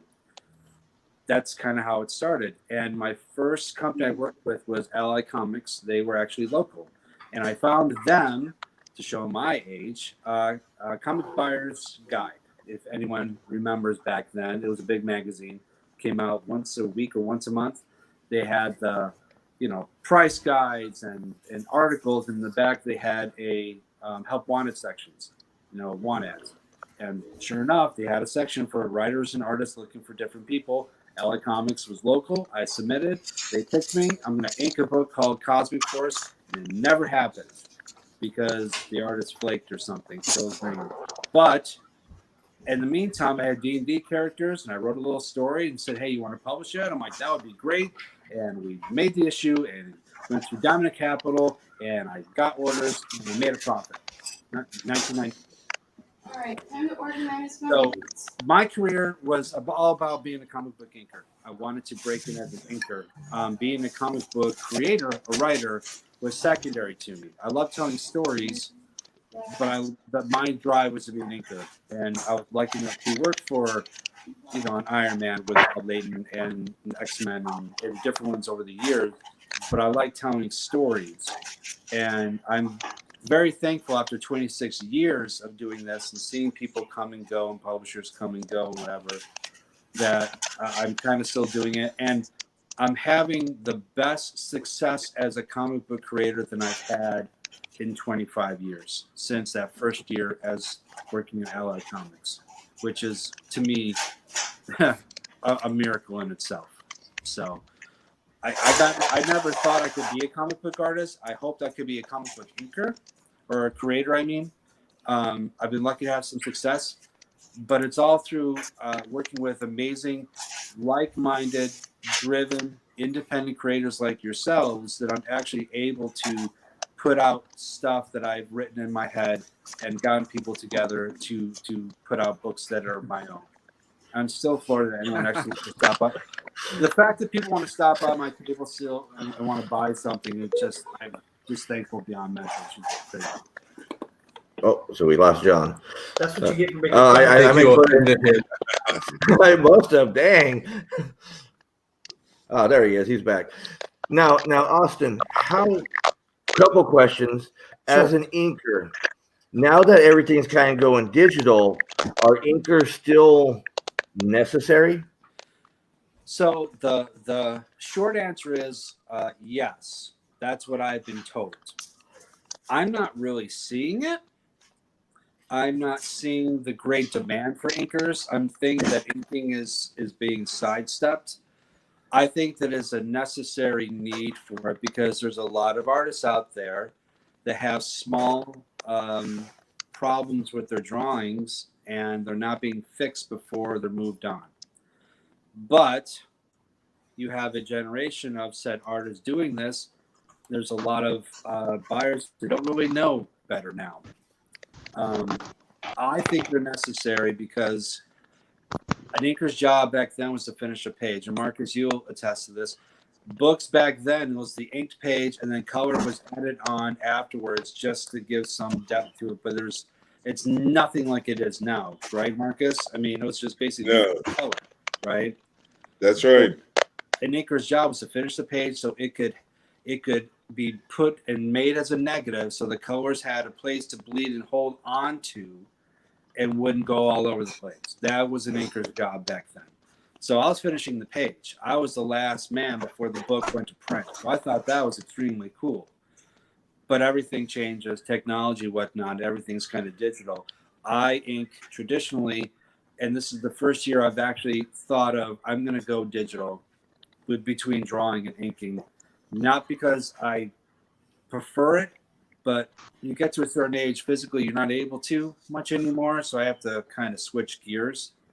I wish inking was used more across the board because I think that it gives a nice finished feel to it. But there's a lot of said inkers that don't understand inking also.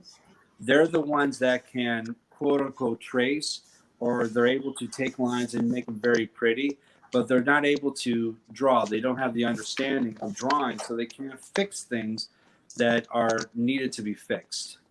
And that's a detriment to the actual comic book page. So what are you going to do? Now, I'll ask all y'all as a joint thing.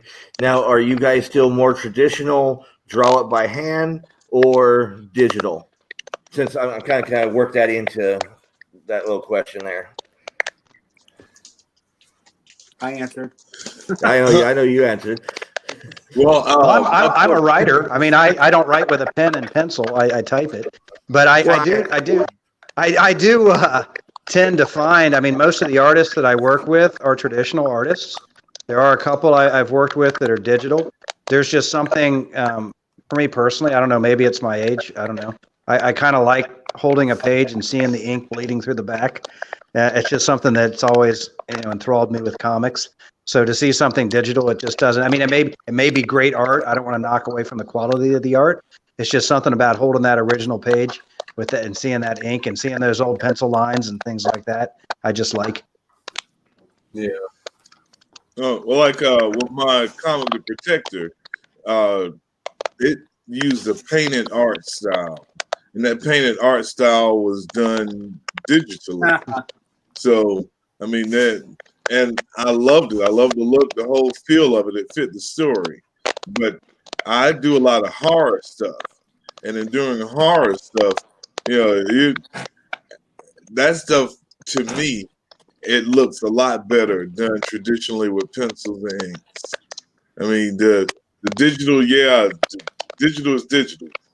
But the pencil and inks, when you're talking about skill with drawing, you see Terance grab this stuff over there.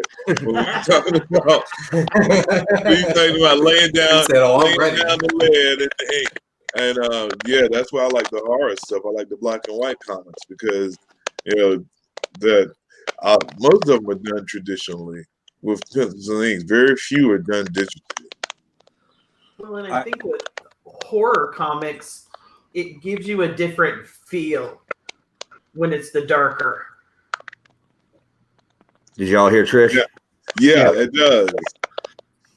It does. And even though the older comics, when I think back to the 70s, some of the older color comics, I mean, those were done in the manner that Austin was talking about, where, you know, still the inker was the important person because the inker's the guy that finished the page.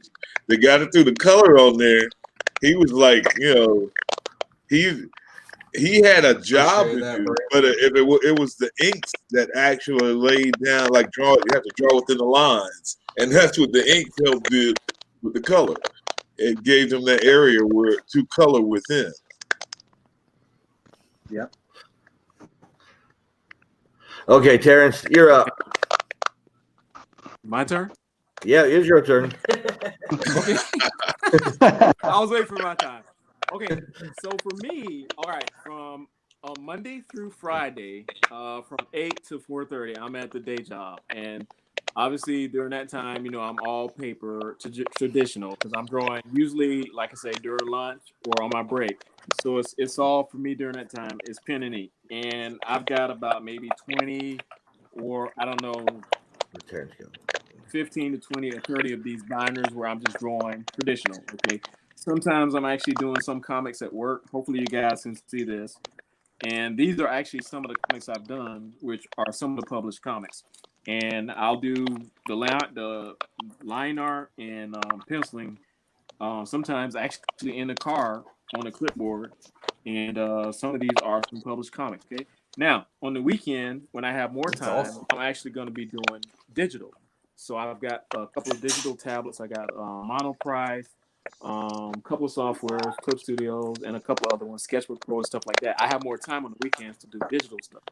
So it's based on me personally as a comic book artist, how much time I have and what format I'm using.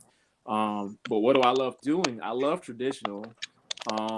There's advantages that cons because you can sell, obviously, you know, the age-old argument, you can sell paperwork and stuff like that. Which digital, you know, it's easier to make corrections and stuff because it's digital. You know, you just hit the undo button and so forth. All that's true. You know the arguments and stuff like that. Because I'm old school artist, I love to draw with pens first. So you know that's something I enjoy doing, and that's just me personally. But I do a little bit of both. On the weekends, obviously, I have more time to do the Monoprice and the X-Pen tablets and all those other things like that. But during the week, when it's a quick thing, I'm pen and paper. That's just Terance. But yeah, I've got probably, like I said, 15 to 20 of these. And these are 11 by 17. And a lot of times, it's, you know, Bristol board, 300, 500-pound series Bristol board papers. And this is just part of me. I love this. And Marcus can tell you, he's seen me do it. And anybody at the cons, they see me doing this pretty much every time. Trish, Steve, they come to the table. Oh, you're drawing? Yep. And we always get an action shot of you drawing. So yeah, that's why D is so important because he has his head down and the tablet with the pencil in his hand, and it's D who's selling the comic books. Yeah. Oh, put that back up, Austin. See me? I see you. Yeah, I see you. I hear you. Am I back? Yeah, you're back. Okay. This is the type of thing I'm talking about, and I don't know if you can go in real close. This is Evil Dead 2 page. That's wicked. My thing is I'm a brush inker by trade. That's pretty much what I do. So I can't get the same sort of look really on digital, or if there is, it's a completely different skill set for me. So that's kind of my catch-22. I can't. The ink, it looks really super nice, but it has a cleanness to it.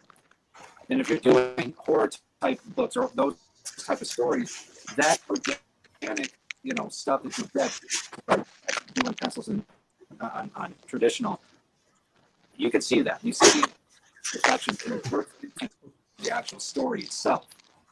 You know what I mean? That's the thing. That's why you have to think as an you're not just a teacher tracing lines, you're an artist that's bringing the best out of the pencils. And decide how you're going to do that. He does. Hey, Austin, your mic is messing up. You sound like you're sucking helium.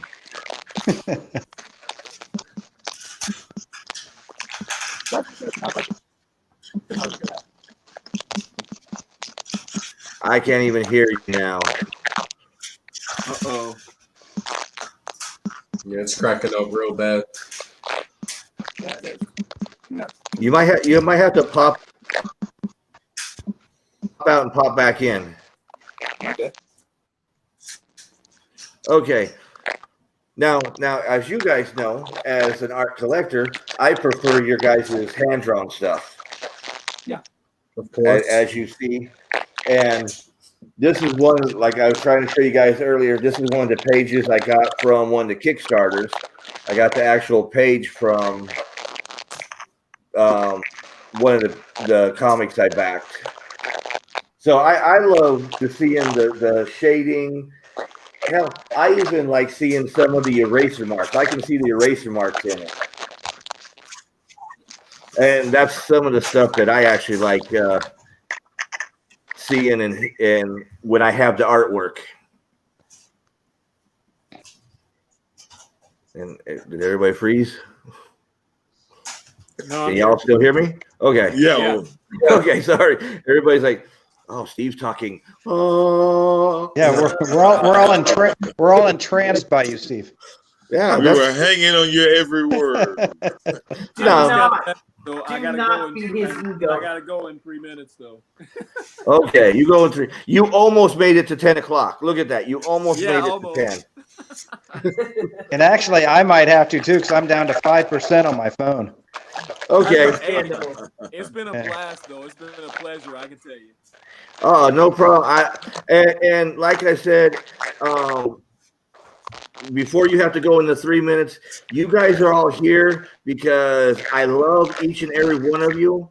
And as an independent creator, you guys know I go to all the independent creators. You guys have reached out to me as somebody walking by at the con and pulled me into you. And that's one of my big things about the independent creators. If you're sitting behind the desk or the table and you're not pushing your stuff, I don't want to see your stuff. Each and every one of you guys have pulled me to your table and sold me on your book. And you guys have been like lifelong friends now. Except for Marcus, he's only a year-long friend. Which, I actually met you and John for the first time at the Lakeland Con, even though John and I had been talking because we are all members of ICC. Right. So, I always knew John as Rochelle, the teenage cockroach. That was it. But since the time that we've met at the Lakeland Con, I mean, it's like we hadn't missed a beat. Every time we see each other, even though no matter how much time has passed, and this is the same with Terance. Every time we see each other, it's like seeing my family member I hadn't seen in the last couple of months or so. And I got to catch up on how things have been going and how you doing and everything. And how's your family? And it's more than just how your comic book selling is. How's your family doing? Like with John, it's John. Hey, I see your daughter is taking off. That type of thing. With Terance, it's like, how's DJ and how's your son? So, and of course with Steve, it's like, where's Trish? With Trish, it's like, where's Steve? Well, it's just like I finally friend requested Marcus, and he's like, I don't know who you are. Oh, you're Trish's husband. That was So funny. John, I was like, I do not know who this Steve guy is. And then I saw married to Trish. Oh, that's Trish's husband. Okay, yeah, I know him. Yeah. So John, do you have a blanket of yourself behind you? Yeah, I'm wondering that too. John's sleeping. He's got to get up early. The story behind that is I got that from my wife for Christmas, and she gave it back. So that's too many Johns to be sleeping with. Yeah, it's always a fun. It's always a fun conversation starter when my daughter brings like a new guy over that she wants to date, and then they know that dad's coming home and there's a big blanket with his face all over it draped over the couch. It's like, but see, John's great. If you guys haven't seen his masks for this whole the C19 era, John has some of the greatest masks out there.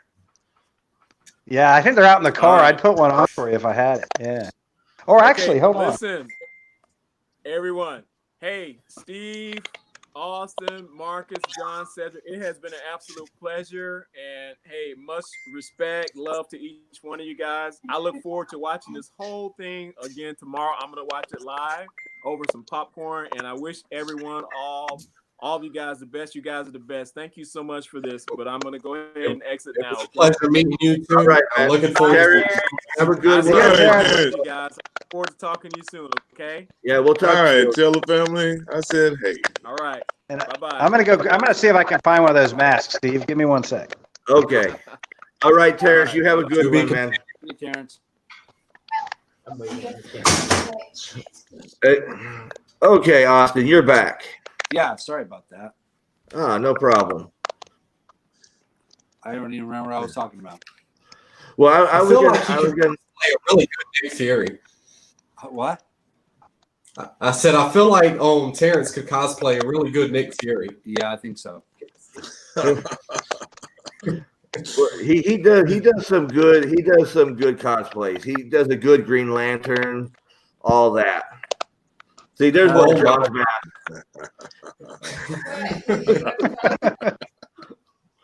I don't know. I should have done the whole show like this. Oh yeah.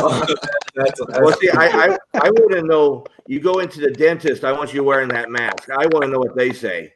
Yeah, exactly. So Austin, one quick question for you. Now, how did you jump from comics to acting? So when I was breaking into comic books, my backup plan that I promised my mom and dad was got into graphics.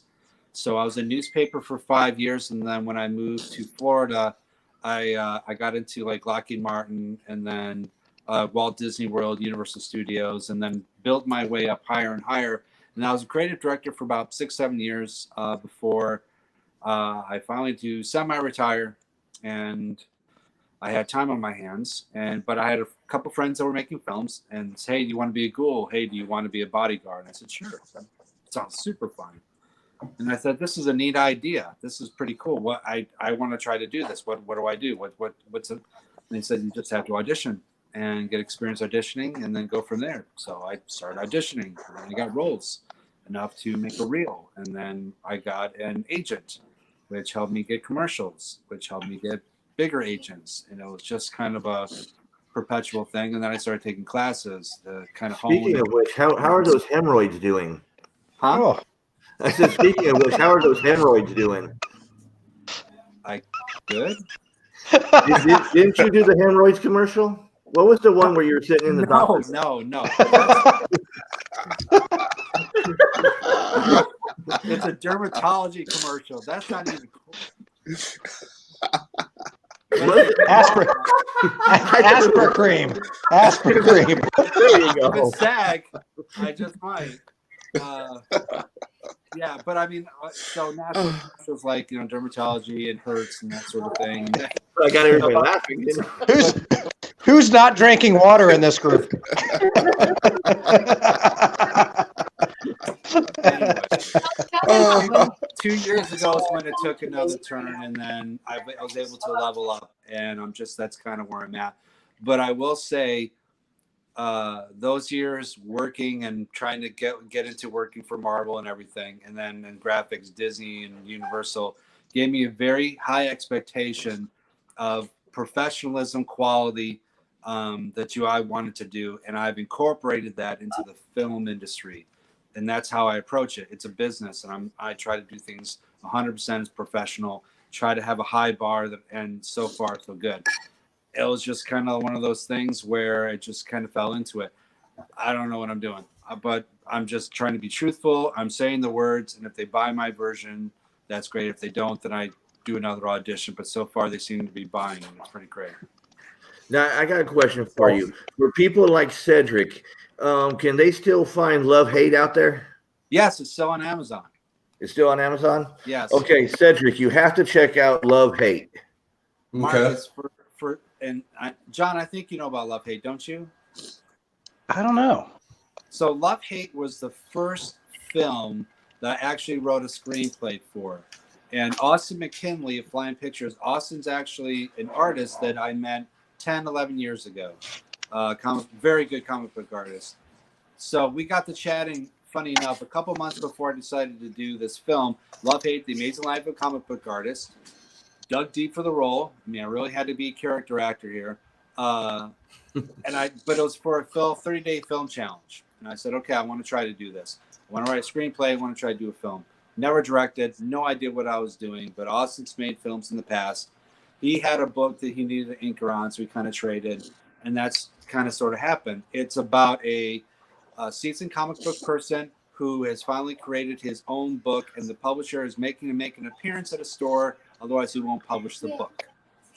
And it's the tropes of what you see when you're behind the table, of who the person wants the free stuff, the anime people, the cosplayers, just different things like that. It's a satire. It's funny, but it's on Amazon. If you have Amazon Prime, you can watch it for free. Yeah, I have to check that out. Yeah, I have to check that out as well. It's funny. Has Joel W. Winecoop in it, or Joel D. Winecoop? Joel T. Winecoop. Yeah. Yeah. And if anybody knows him, he is an over-the-top local actor who is great. King of the B movies, yeah. Yep. And the funny thing, Steve, is we were at Fusion Con. It had just been put out on Amazon. Remember this, Steve? And the guy wandered over. He says, "Hey, I know you." And I said, "Yeah, well, you probably saw me at shows." He says, No, wait. It was a movie on Amazon, right? You have a movie on Amazon? Love something? And I said, "Yeah, Love Hate." He said, "Yeah, it was a good film." Wandered on. And they were filming me at that moment. It was so cool. Now, That's I'd awesome. like to say right here, I met Austin before. I met Austin we actually did a comic book convention together. And I still have the poster for this. Yes. The AC3. Yeah, and this is where I met Austin at. I don't know if he remembers me or not, but I was like the first guy walking around to get all the signatures from all the guys who were there, who was at the con. And I listened to everybody's pitch. I mean, everyone's pitch I listened to. So, yeah, I know Austin, the comic book creator. I'm just now finding out about Austin, the actor. Yeah. That's crazy. Yeah, Marcus, that was actually a really good. Thank you, Ashley. I know I look great. No, I think they're talking about Marcus. Oh, Marcus too. Yeah. Oh, it could be Austin. John, you took your glasses off. I mean, well, I look like Stephen King. I know. I got that one. there you go. How about that one? You know, it's funny. I was trying to tell you earlier. I got the. Sorry, I got that. We're all married. So someone asked me in an airport one time if I was Stephen King, and I just looked at him and I said maybe. and they walked off and they kept looking back over their shoulder and they had their cell and I think they didn't know if they should take my picture or not. And I was just. So if you guys don't know, Ashley is Cedric's wife up there. I know he was probably passing her notes like, "Baby, you got to say this. Baby, you got to say that." Give me props. You saw when you went off mic, it was over to the side and stuff. Oh boy. Yeah, yeah, he's blushing. Look at that. That's something that happens. Well, it's almost 10 o'clock. I want to thank everybody here tonight. Y'all, like I said, when Terance was here, y'all, some of my favorite people. Y'all Now I'm sounding like Cedric. I'm putting that draw on it. I'm like, y'all. You all Y'all have my favorite peoples. see, look, I can act, Austin. You know, I need to be that hobo in the back alley. Bro, you are a character unlike no other. Exactly. I want to be. I'm trying to get Roland to put me as the hobo in the back alley with just showing my foot. You know, one of y'all can put me somewhere. Somewhere. I got this hangnail. I can't understand your big toes like right here. Oh God. Well, see, I always feel I see when Austin puts up, they're doing screen calls and all that for people. It's always in Tampa. It's always during the work week. It's like I can never make it. I want to be that fat cop in the background. Well, okay, I'm going to make this promise right here, Mr. Steve. I will have you in my next film. Oh, cool. I have a faith-based film called Waiting on Faith. We need people as people waiting for patients in the waiting room. I will have you be one of those people. Oh, either that or I could be the dead guy in the gurney in the back. No. No, you want to be in the film. You're going to have to do some acting. So there you go. Pressure's on you, sir. We're going to be shooting in March. So there you go. Okay. We've been married for. Now, if you're looking for a voice dub, I'll gladly take that spot. I will talk about that too, sir. Did you hear, Trish? We've been married for 23 years. I've been acting for a long time. A lot of tap dancing. Exactly. But okay, so we're gonna go around. Usually, what we do at the end, we'll start at the top with actually Cedric. What do you got? Anything coming up? What do you got coming up? Where do people see you? And any clue about what your next week's show is gonna be? Right now, I have no clue what my next topic is going to be next week. So leave that a little bit of a mystery. That way, I can't come at you and break it down, huh? About the only big thing I really have going on is I got my Cat and Mouse comics coming in from Silverline this week. So I get to finally check those out. And I'm really intrigued to check out some of y'all's work also. So now I got to go hop online and try to find some comics from y'all so I can check out y'all's stories and stuff like that. But other than that, I mean, that's really about it. Got a quite boring week ahead of me. It happens. Okay, Mr. Marcus, what you got going on? Where can people see you? Anything that's coming up that we can buy from you? All right. Well, October 3rd in Knoxville, Tennessee, Second Sight Publishing will be at Nirvana Comics with Richard Davis, who is not only the store owner, but also the creator of the Cult of Dracula. So we're going to be having a big signing event with him, and we're going to have some of our titles there. That's October 3rd in Knoxville, Tennessee, Nirvana Comics. As I said, we have the Second Sight Publishing presents The Harvest of Horrors, which is slated to come out next month. And we have a slew of things that also are being released next month. And check us out. Check out our website, secondsightpublishing.com, and catch the latest news and maybe even find you an exclusive or two there. Okay, cool. Yes, we hear it's in Knoxville. Yes. Knoxville, Tennessee. I heard somebody yell it's in Knoxville. So, okay, Mr. John, we'll come down to you. What do you got going on? I know you got books coming out. You just finished. Yeah, I got a few things. Cedric actually reminded me of something that I didn't mention earlier. I've got a series in the pipe with Silverline called Teen Beetle. That's going to be coming out probably towards the end of the year, beginning of next year. That Blue Beetle stuff? Yeah, it's kind of like a takeoff on the Blue Beetle. Okay. The more recent things coming out, actually October the 4th, you can catch me live on Fight TV. It's a pay-per-view I will be on at 8 o'clock with the Bushwhackers. You're fighting them? No, but we'll be doing a Q&A for fans. some of the other guests that'll be on there with us will be Hulk Hogan. God, who else is going to be out? Hulk Hogan. I think the Nasty Boys are going to be on there. Who's the big guy with AEW right now? Wrestling fans? Anybody? But there's a bunch of it. So it'll be on October the 4th. We in particular will be on at 8 p.m. They are selling tickets to it to do the Q&As, and the proceeds are going to the Cauliflower Alley Club to assist with a lot of the professional wrestlers and a lot of the guys that didn't have insurance over the years. January, I think it's January 14th. I'll be doing a show for Tom Raup in DeLand, Florida. I'll be there with the legendary Bugsy McGraw, who was big here in Florida in wrestling, and actually another Madison Square Garden guy in the WWF back in the day. Next month, or the month of November, I think I mentioned it earlier, we'll be releasing our next wrestling comic. That'll be for Gangrel, the Vampire Warrior, and I think we'll be following that one up pretty quickly afterwards with one for Hollywood, who was actually the first ever Glow Wrestler sign. So you can look for that probably around January or so.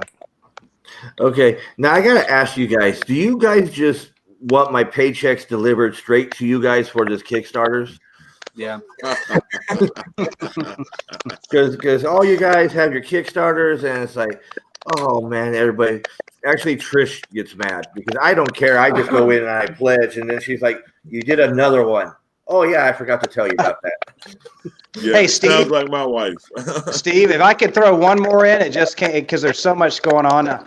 Another one that came to mind: if you're getting by your local comic shop, Rochelle it does have a new story out, and it is part of the Antarctic Press Indie Wars, and that's in the current issue of Diamond right now for pre-orders. So my guess, it's the October, so my guess that means it'll drop probably sometime around January in comic book stores. But you can let your comic shops know and try and get a copy of that if it's something you're interested in. There's a lot of local, and I mean all over the country, really. Comic creators were able to get their independent characters in there, along with a lot of the original Antarctic Press characters. So really a cool series. And it did so well that they're going to come out with a volume 2. But right now, volume 1 is available for pre-order through your comic shop. And if there's any collaboration out there, John's part of it. So just make sure you see that. Okay, Mr. Austin, you're up. So, Zombies Were Human 2, Volume 2, we're going to go and send a print in the next week. We're going to open up orders for people that did not get on the Kickstarter Indiegogo. If they want to put orders, we're going to contact comic book shops and see if they want to put in orders before we go to print. So that's happening next week or so. My film, Coffee and Dessert, we're filming October the 3rd at 22nd Street Coffee, which is right outside of Ybor, which we're very excited for. I was interviewed by, and I have to look up, Indie Cinema Showcase for their Halloween special. It's on Orange TV, and it will be broadcasting October 31st. So if you guys want to check that out, it was pretty cool. And then I have the Florida Monster feature film. My scenes are the September 30th. But then I don't know what's happening so much in October because there's a lot of balls in the air with film stuff. But what I would like to do, and I'm going to get a hold of some comic book shops and see if we can do some signings for October. It might be kind of last minute for Zombies, and or maybe November, and see if we can do some store signings. And I will be contacting like you, John, and a couple other Florida creators and see if we can get a bunch of us together and do like a mini sort of con thing at their stores. My hope is with these stores is we're gonna have our books. We're gonna have a lot of free stuff. Joe Davidson, actor of Stranger Things 2, he'll have some free stuff to give away. And we can do raffles to help raise money for these stores because they got hit pretty bad by COVID, so we can help them out. That'd be terrific. So that's what's happening with me, Mr. Steve. That's cool. You guys have not let the C19 era stop you at all, which I'm happy to see. You guys are still going strong. And John, I know I'll see you in January for sure. Marcus, I don't know when I'll see you again, but we'll see each other somewhere. Oh yeah, you're right up the road from me in Orlando, so we're gonna see each other somewhere. Oh yeah, because you always pop up somewhere. Oh yeah. Look, Florida. That's one thing I love about Florida. Compared to a lot of other states, we have cons like year round. Sometimes 3 and 4 cons in the same month. So yeah, Oh I'm no, gonna be somewhere. no. I'm gonna do. It's 3 to 4 cons in the same weekend. Yeah, exactly. That's the whole reason we even started, because there were so many cons and not everybody knew about it. So that's what me and Trish actually started, was to make sure everybody got the wide, publication that it was out there. Yeah, man. It's been my experience. The smaller cons have been the better ones, because you can really sit down and talk with fans, and you really get to meet people, and they listen to your story, and you can really talk to them about your book, and you just talk to people, talk to the fans. Because before I was a creator, I was a fan. I'm always going to be a fan. So to talk with other fans is ideal for me. Am I the only one who's just hoping Marcus will bust into a song?